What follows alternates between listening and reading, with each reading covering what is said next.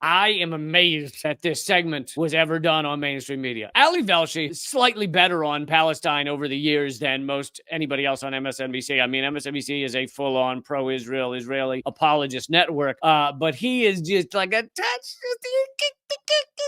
a little bit better. But he did a full, 5-minute segment on AIPAC. I'm going to play some of it. And the power that AIPAC has. One of the most important things I think of this segment is that this segment would not have happened. It would not exist without people being so active and calling these networks to account on endorsing this genocide, running interference for this genocide, propagandizing for this genocide, running a psyop for this genocide. All of that is why this segment was ever even allowed on MSNBC's airwaves. The American Israel Public Affairs Committee. It was incorporated in 1963. For 10 years prior to that, it was known as the American Zionist Committee for Public Affairs. AIPAC calls itself America's pro-Israel lobby. He makes an important point there that it used to have Zionist in the name. I mean, this is the pro-Israel lobby. This is a lobbying firm in the United States, hugely wealthy, hugely powerful, lobbying for Israel, which is supposed to be, at minimum, you have to register as a foreign agent. At maximum, it's supposed to be illegal for other countries to fund our lawmakers. There was a big scandal back under Clinton when it came out that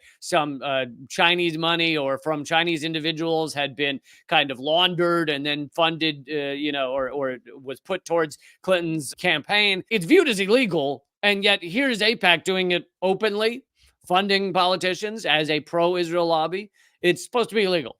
And they're just like, here we are, and this is what we do.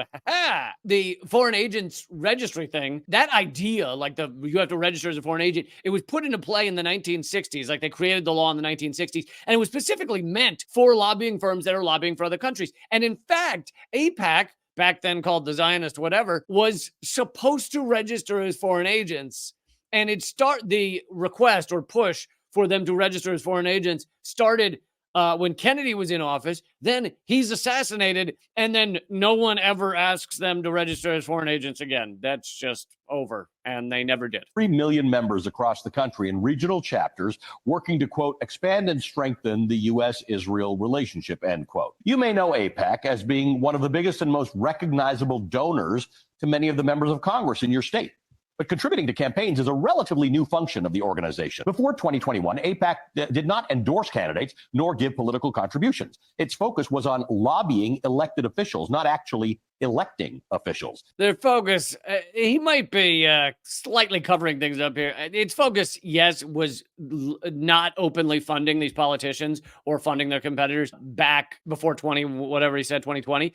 But I think they were basically doing it behind closed doors. Behind closed doors, they would threaten, we're going to give money to a competitor. But I think it wasn't illegal to give that much money, but now it is. So basically, AIPAC now floods people with money. They recently said they're going to spend $100 million on the upcoming election. But in a dramatic shift in policy, AIPAC began directly funding candidates and spending big on races in 2021. AIPAC Political Action Committee, AIPAC-PAC, filed something called a Statement of Organization with the FEC just in time for the 2022 election cycle, where it spent $50 million, including both direct contributions to candidates and outside spending, like TV advertisements. So, of course, the outside spending allows them to not say they're funding a candidate, or to not, even if they are funding that candidate, to say, oh no, we only gave that candidate $1 million or $100,000.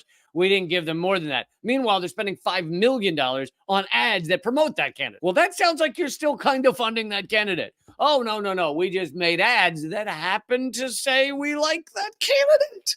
It happens to say. And now might be a good time. I'm going to play a bit of an AIPAC ad they just put out recently that basically admits they are funding and buying U.S. congresspeople. They brag about the fact that they win almost every election that they flood with money. This is not a secret. This is a full-on purchasing of the American government that they brag about for 60 years.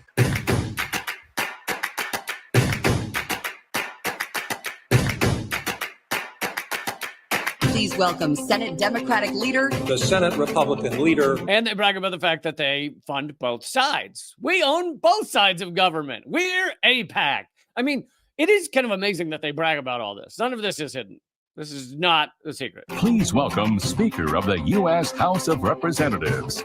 Really, each time they show one of these people, it should say owned across their forehead, just like Hillary Clinton owned, Nancy Pelosi owned, Mike Pompeo owned, Donald Trump owned. Welcome, Secretary of State. I'm honored to introduce the Vice President of the United States. Ladies and gentlemen, the President of the United States. Please welcome back to the AIPAC stage the Prime Minister of Israel. You get the point. They're not quiet about the fact that they own our entire Congress, our entire White House, all of it. It is front and center. We will flood any candidate with millions of dollars if they're willing to just support our genocidal apartheid regime.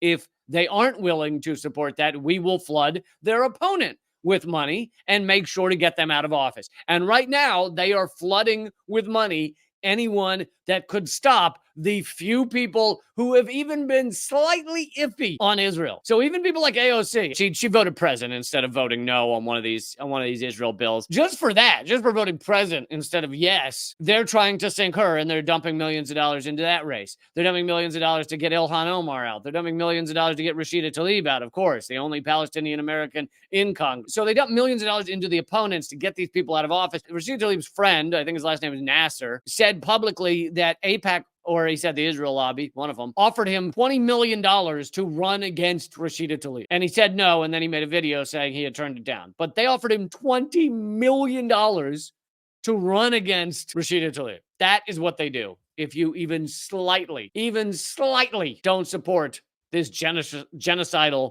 regime. According to AIPAC, it donated money to 365 candidates from both parties, including every single member of both Democratic and Republican leadership in Congress. All in all, AIPAC gave money to 342 members of the 118th Congress. 342 members. And the ones they didn't give money to, the reason they didn't give money to them is because they didn't need to, because they knew they were so in the tank for them that it wasn't even a bother. And then there was probably a handful that they viewed as anti-Israel, and they didn't give money to them, but they gave money to their opponents. 300, what did he say, 42? It's insanity. And I just keep coming back to the fact that this segment, if this had happened pre-October 7th, pre-Israel genocide operation, like full-on genocide operation in Gaza, if this segment had been done, Ali Velshi's career would have been over. Absolutely. And this shows how things have changed since Israel decided to do full frontal genocide as opposed to a lighter ethnic cleansing, as opposed to just a light ethnic washing. Now that it's full frontal genocide, there at least are some coverage of people willing to actually speak the truth about things like AIPAC. The 2022 elections were the most expensive midterms in American history, with a total cost of $8.9 billion spent. Now, last year, AIPAC ranked 15th in total expenditure by a political action committee, according to data collected by Open Secrets. But take a look at the other funders that AIPAC is competing against for that title. Act Blue and Win Red. They are Democratic and Republican Party machines. It makes an important point here that you say, oh, well, AIPAC's not that influential. They're 15th on the list of political action committees. Yeah, but his point is the other ones are massive Democratic and Republican machines. AIPAC is essentially the only one, or the top one, that is not part of the machinery of the two major parties.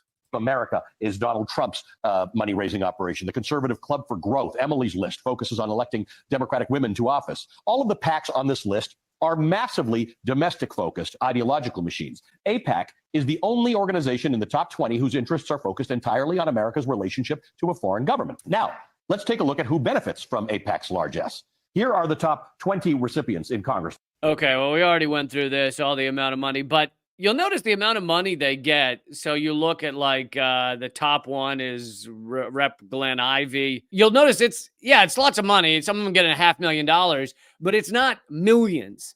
And the reason is that AIPAC spends most of their money on other things, ads to promote these people that are not donations to their campaign. So this amount of money you're seeing on the screen is not actually the most of it, right?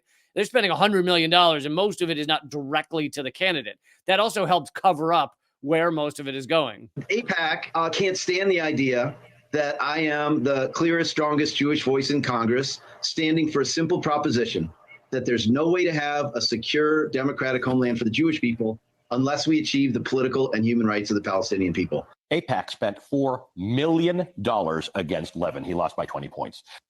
He gives a good example there, right? This representative Levin, who didn't say, down with the apartheid regime, didn't say Israel's committing genocide. All he said is Palestinians should have, freedom and rights. And for that, they spent $20 million and they, $4 million, and they crushed him by 20 points. And that's how it's worked. And it's worked for years. And so this is how AIPAC's been able to control our government and our Congress for years and years. And not just AIPAC. There's a whole, basically, generally, you call them the Israel lobby. It's like 5 lobbying groups that are all very massive. AIPAC being the biggest one. Another one of them is the Israel, another one of them is called like NORPAC. And anyway, then there's like Jewish, Republicans or Jewish Democrats or something like that. There's various other ones, but AIPAC's the biggest. And again, they have managed to buy out, to own our Congress, our White House for years and years and years. And that is how, on this issue, I think, and no one's corrected me on this, that this is the issue, Israel is the issue where there is the most difference between what our government votes and what the people want. It is the largest gap that I've ever seen, where you have whatever it is, percent of America saying there should be a ceasefire, and yet you have almost 100%, with one exception in the House, 0 exception in the Senate, saying they support Israel in one way or another, either voting to send more money and guns and arms and missiles over to Israel to commit this genocide, or in the House, you have them voting to say anti-Zionism, critiques of Israel, and critiques of the apartheid state are equivalent to anti-Semitism, which is laughable and insane. That vote was what? It was like 412 to 1 or something. Anyway, too many numbers. But it is the biggest gap that I've ever seen between what the American people want and what our Congress is voting for. It's disgusting. It's disgusting, and it's corrupt. It's pure corruption. I am amazed that this segment was ever done on mainstream media. And the only reason it was done on mainstream media was because of activism, people speaking up, the fervor of in the zeitgeist of demand to end this genocide and for Palestinian rights and for an end to U.S. imperial death and destruction, this death spiral they put us on. That is why this segment ever even got to mainstream media, is because of activists like most of you watching, speaking out and saying something. If you want to support this show, then please become a member at leecamp.net and click subscribe.